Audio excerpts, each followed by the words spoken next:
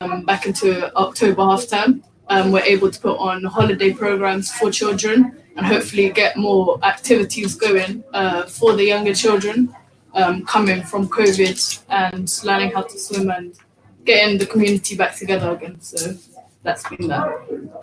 Excellent. Thank you so much for sharing that. That was brilliant. That was three young people that have access training and qualifications that Local People Project have put on, and it was just really nice to hear that they've now, some of them have got other jobs from it. They're working in the local area and they're being those local role models, inspiring the younger generations, which is exactly what we want from local people.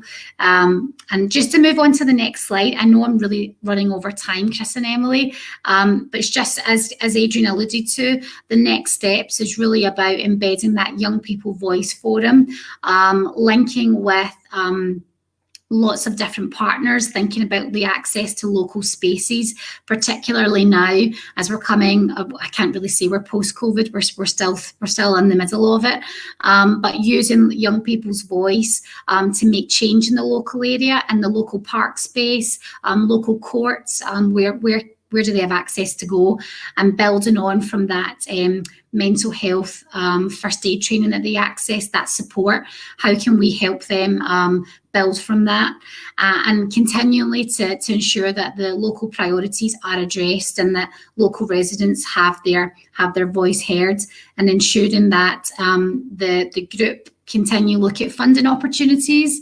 As I say, funding's not always going to be there, but to make sure we've invested in these people, we know that they've now got the skill set and the confidence that they can apply, and they have been successful to go for local funding opportunities.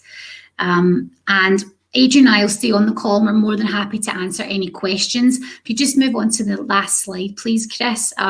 You can find out lots of what we are doing on those Twitter handles, and then we're more than happy to answer any questions that you've got, or if you want to discuss anything around what's happening in Brent, we're more than happy to connect with you. Thank you very much for your time. Thank you. Brilliant. Thank you, Ashley and Adrian, and the young people. I think they maybe left, but that was so brilliant and so great to hear from them. So yeah, thank you for organising that. So, sorry, next slide, please, Chris, if that's okay. Thank you. So next up, we have Anis Ahmed, who's come to talk to us a little bit about some work she's been doing in Hayes with me, Hayes in Hillingdon. She's from the Residents Association on the Austin and Silverdale estate, and she's going to just talk us through a project that she's been working on to kind of redevelop their playground site, and I've asked her to be quite open about the challenges. So yeah, thank you, Anis, and over to you. Thank you so much, Emily. And I'm from Austin and Silverdale Estate Residents Associations. And we have almost 200 residents in this estate, mainly with those of families with young children. And many of these young children and youth, they play outside in the walkway, walking path under the bridge, which causes safety issues for themselves and other residents. And unfortunately, this is due to we do not have an appropriate place for them to play. Our playground is not safe with all play equipments. It's dirty, mostly are broken, and it's a risk of health and safety. Also, due to this environment, unfortunately, it encourages youth gathering and build antisocial behavior. It gives a negative impact to the community, and it also includes a fear of crime and concern of our safety, especially our children. And this is how we requested for more security and safer environment, which council did replace the lights and install the CCTV, but it did not deter the antisocial behavior issues. And also the CCTVs are not monitored at all. And I mean, not at all the time. And the council are aware of the issue, but they are slow to respond. and unable to find possible solution of this problem. And I have to agree that they do have a real intention from the council to support us, but because they are stretched in their capacity, it made this difficult. And we residents, we have resorted to seeking help elsewhere as the problems only seem to be increasing. And that is where I met Emily. Amazing. I found her in a funding workshop. She was delivering the course and we asked for help. We discussed the situation that we are having in our estate, and she helped us with the application through London Sport. But that's not the end of it. We had other issues arising. Mainly, it has been hard to be heard by senior decision makers at the council, and getting the right level of buy-in, it has been difficult. The customer engagement team from council, Marion, she has been very helpful and attending all the meetings about the playground, wants to help to make it happen. But unfortunately, she doesn't have the final say. I feel really heartbroken with the situation in this estate, to see children unable to play in their playground, not only because it is not safe, but also because of delays of others involved in the decision making. It's really sad. And this is how Emily came in. Over to you, Emily. Thank you, Anis. Yeah, thank you so much for being so open there. Because part of what we wanted to do in this workshop was talk about how difficult it is when you do have a limited resource, and resources obviously time, officer time, as well as money. So when we're short on time, it can be difficult to make these kind of place-based projects have the impact that they would if we had sort of a little bit more resource. So yeah, thank you, Anis. Next slide, please, Chris, if that's okay.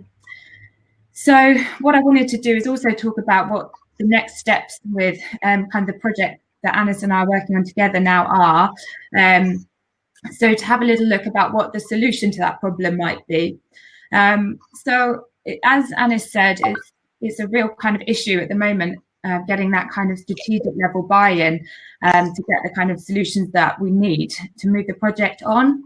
So it's a role that London Sport can definitely play to kind of help Anis out in that part of the project. And it's definitely a role that other kind of strategic level organisations similar to London Sport can play in these kind of community bottom-up type projects. We've also going to have a look at supporting Anis with funding. So that's definitely a role that we can play when resources are tight. Funding is also always going to be really welcome.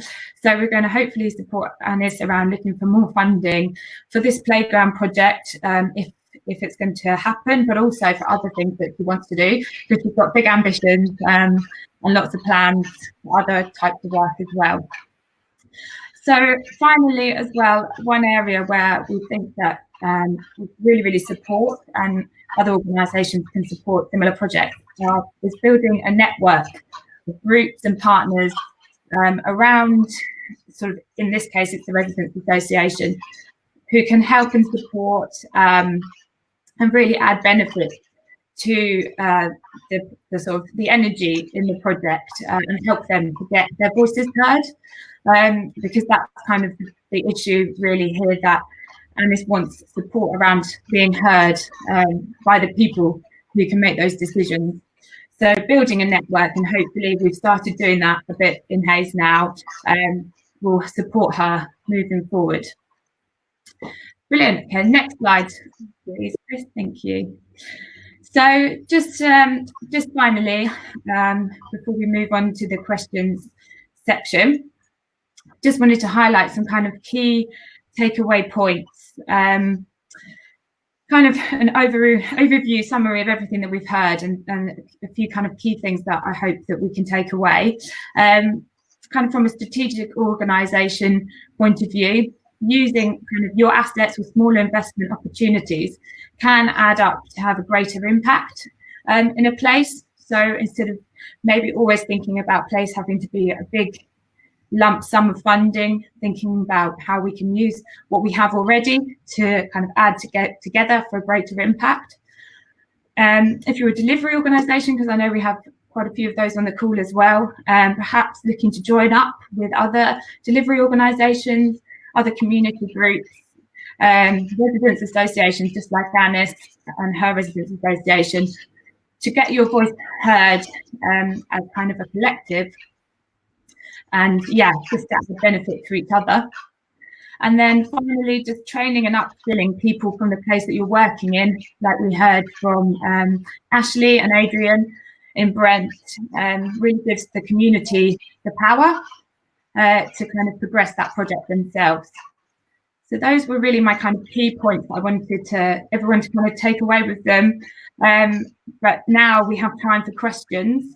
So if anybody does have a question for Anis about her work or for any of our other speakers, then yeah, please do pop it in the question and answer. I've got some already in here, so we will start with them. I've also got some questions, so where are we? So I've got a question here. What was the mental health first aid course training? Was it a virtual course? Question for Ashley maybe, or Adrian? Sorry. Okay, sorry, microphone was off. Yeah, so this was actually delivered before COVID, so it was in person, but there is availability, I think, for online courses. I know they stopped training up people due to COVID restrictions, but I believe there is online courses for mental health. Yeah. Brilliant, thank you. So next question. What are the most important areas that London Sport can help with to get change? Don't know if we want to kind of take that one by one. Ashley, Adrian, do you want to start?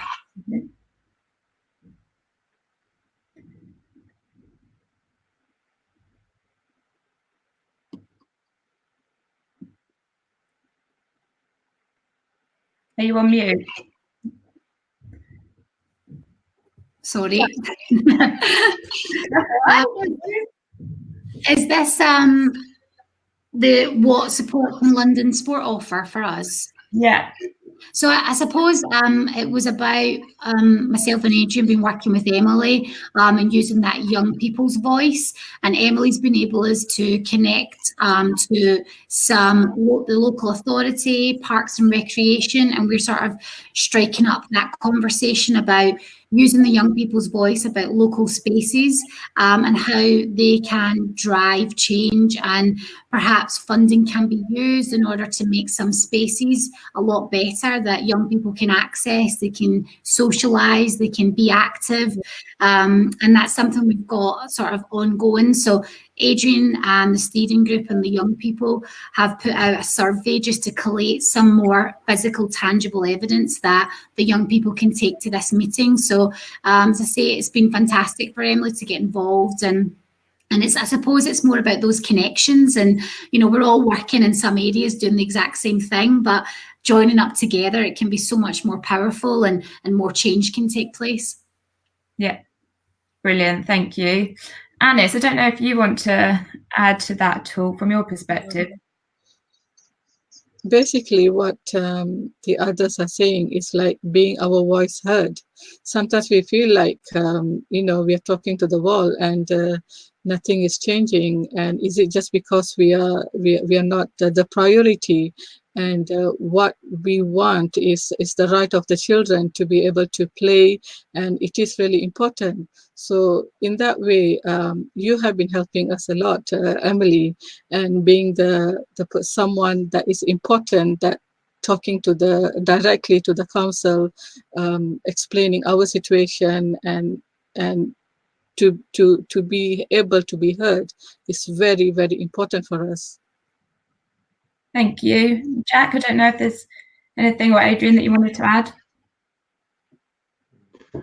Yeah, I suppose from my perspective, you know, London sports influence and positioning is really critical to kind of achieve what we want to achieve together, and we share the same objective. So, you know, Emily's openness to work together with us, to do more together, I think has been massive for us. And yeah, hopefully the organisations on the ground and the young people, more importantly, are reaping the benefits from that better collaboration that I think Emily has embraced with us and with lots of others.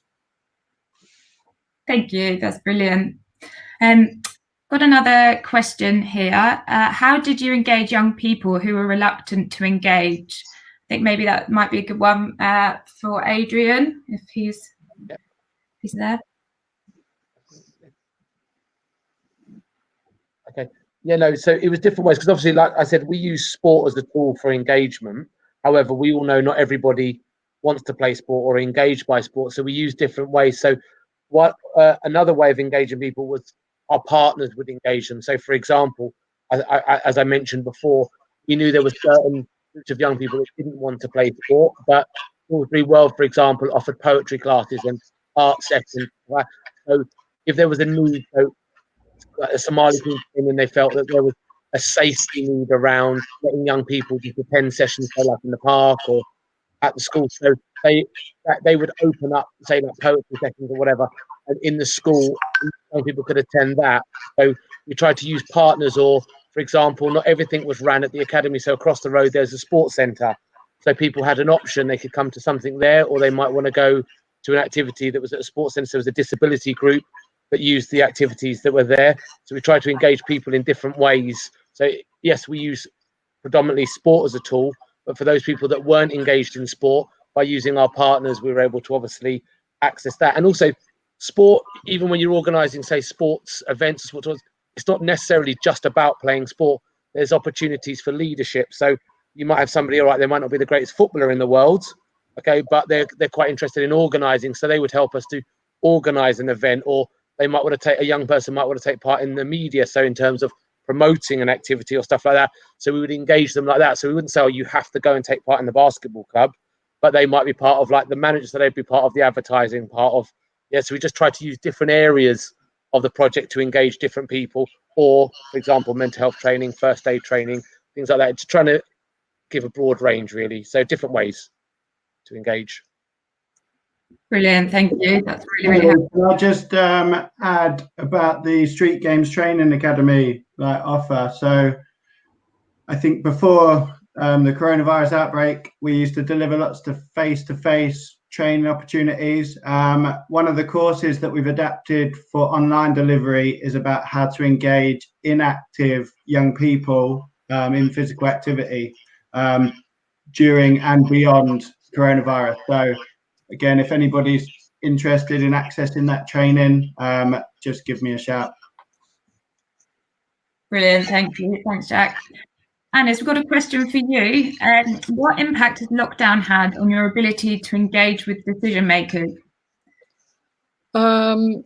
Basically, we have been told that during lockdown, there's nothing that we can be done, and everything seems to be shut down, and there's no meeting has been held, and it just has been stalled, and no meeting has been taken place, not much of communications, and that's it, nothing much. So it's affected it a lot, yeah. Yeah, it has been affected a lot. Yeah, okay, thank you. I've got a question for Ashley and Adrian. The consultation must have brought out a lot of areas of need. How did you decide which to prioritise first and why? Good question. Shall I go? If you don't mind, Adrian, yeah, that'd be great. Yes, okay, yeah.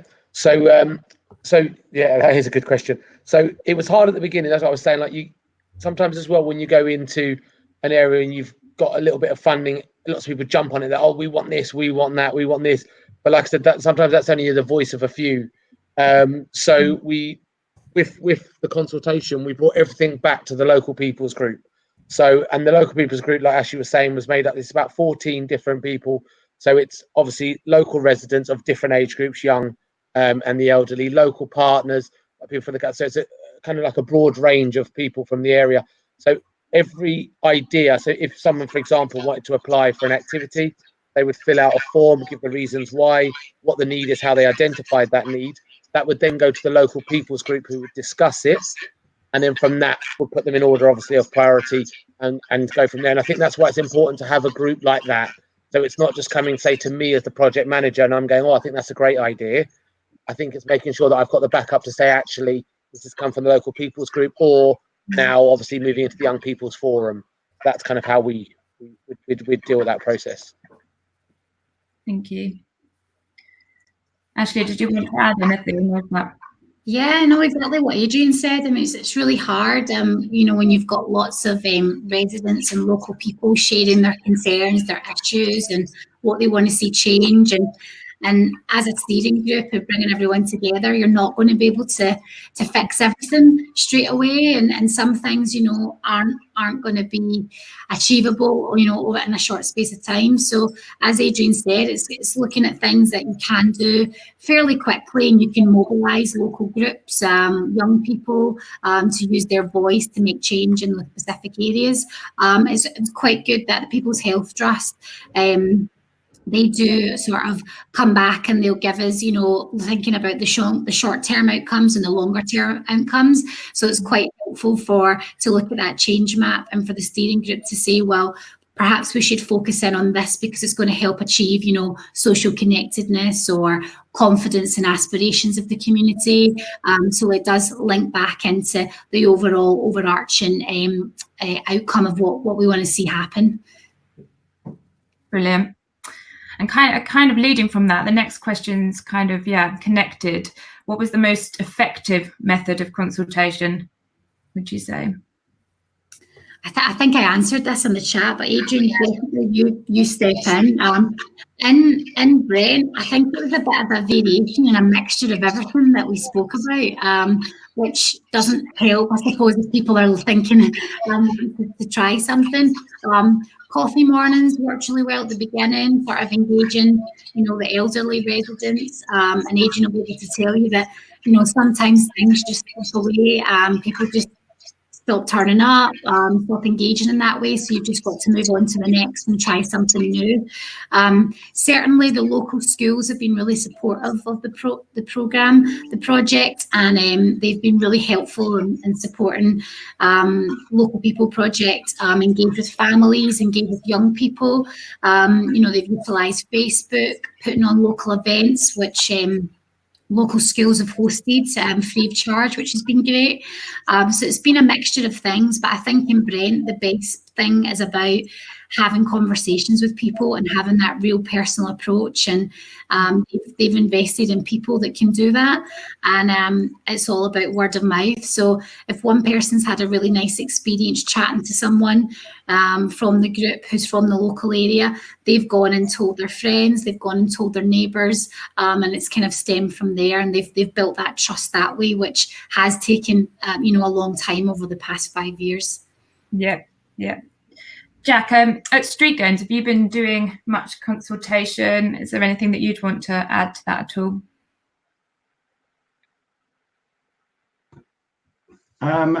Yeah, I think we've been doing a lot of work around kind of capturing youth voice. So especially during the pandemic, we did a lot of research, and like Ashley was saying, it's lots of different ways you can do it in terms of engaging those young people. I think for us as a bigger organisation, we really rely on the local organisations, the local people that have that trust within those local communities to be able to share their kind of open and honest views, I guess. Yeah. Brilliant, thank you. So I've got another question here. What can organisations looking to work with local communities do to build trust with community leaders and influencers? Don't know, Anna, do you want to perhaps take that one? Can you say that again? Yeah, do you want me to say it again? Yes, yeah. What can organisations looking to work with local communities do to build trust with community leaders and influencers? So how do people get to people like you in the community? Obviously, like how I met you, Emily, and to deliver a lot of workshops to help us to meet funders, or it's not only funders, organizations, and coming to the community meetings, and networking is very important to make contacts, either with us or with you. And trust me, there are a lot of people out there looking for help, and from people like you, and we are here. There are a lot of community groups, residents groups. They're out there looking for funders and organizations to help us. Brilliant, thank you. Does anyone else want to add anything to that one as well? I would just say, I think it's a bit of a generalization, but I think everyone in this kind of sector struggles sometimes to showcase their work and evidence their impact. And I think the better we do that for those local groups, the more doors it can open with those local people, and the better trust it can create, I guess. Yeah, definitely. Brilliant. So the next one's about South Harrow. How much of the success of the Harrow work is down to there being an existing network of strategic organisations in place? Is it possible to develop this from scratch? I would say that it was very important to have the strategic groups in place, but that it definitely isn't essential, and that the real benefit of that type of a project are the local connections. So as long as you've got that kind of local person, then the project can be successful and the strategic partners can kind of fall into place. But the most vital thing is kind of having those community connectors. I don't know, Jack, what do you think? Yeah, just totally echo that. I think it did help with Harrow, but definitely possible elsewhere. And I think, like Emily said, having those key stakeholders involved, key people like Anis, in those areas, that makes the whole difference. And a little bit of political buy-in from the local authority also helps. So getting them on side is an important one as well. Thank you. Next question is, has where the places and communities have taken these projects over time surprised you? Ashley, I don't know, you could, or Adrian? It's probably one for Adrian, actually. I suppose in some of the areas in Brent, it's quite tricky, isn't it, to engage with communities who, have been reluctant. They've probably been let down as well over the years with local authorities, local services. So probably stepping in there, it can be tricky. But I think it's all about time again and building trust, and Adrian will be able to tell you a bit more that people have been really receptive to that, and they know that steering group's there. They're listening, they're actioning, they're responding, they're being reactive, and that they do things for local people. And sometimes when local services go, they diminish with the lack of funding. People just lose faith, don't they, in the system and where they live. So I think this steering group's been a real turning point for them, and somewhere where they can go and feel heard. So unless Adrian's got any more to add, though. I was only gonna add on to that with the local people's group. Like, I'd say the group has changed 80%, say, from when we first started to now, because sometimes you go into an area and it's not always the first community person that you'd meet or the first resident that maybe they might shout the loudest, but it might not be the one that's going to go and sometimes I think it's when you settle into an area and then other people feel confident to come forward and get ideas. And then when you build up, it's building up a strong group there of people that will actually not just talk and say, oh, I want this, I want this, I want this.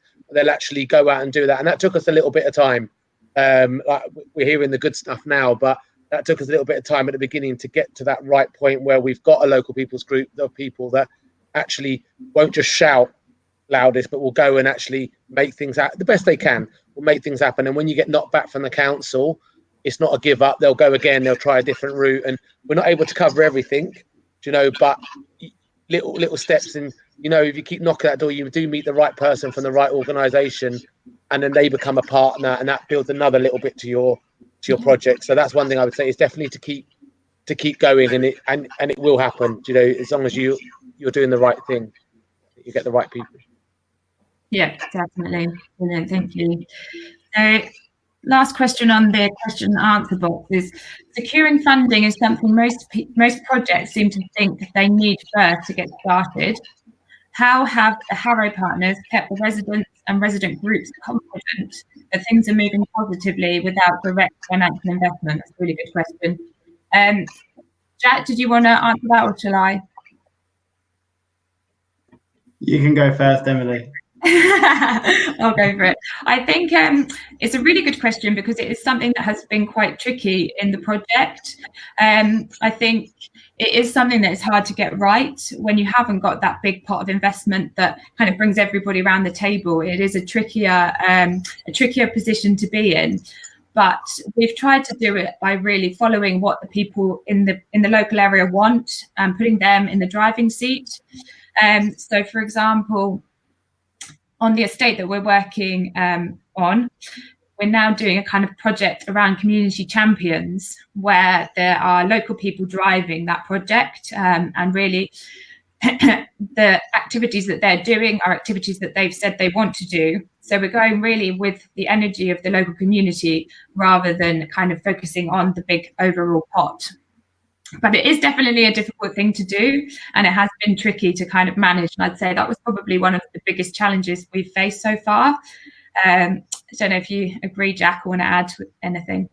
Yeah, no, I definitely agree with that. It is a big challenge. And I think, the fact that it's not us coming in and parachuting in and offering something makes a big difference. It's local people and local groups that have the support of people like London Sport and Street Games and loads of other partners. I think that creates a little bit of confidence in that coordinated approach, I guess. But again, it's not from us as outsiders. It's based from local people that know the area, that have that trust, that know everybody there, and that really is the most important thing, I guess.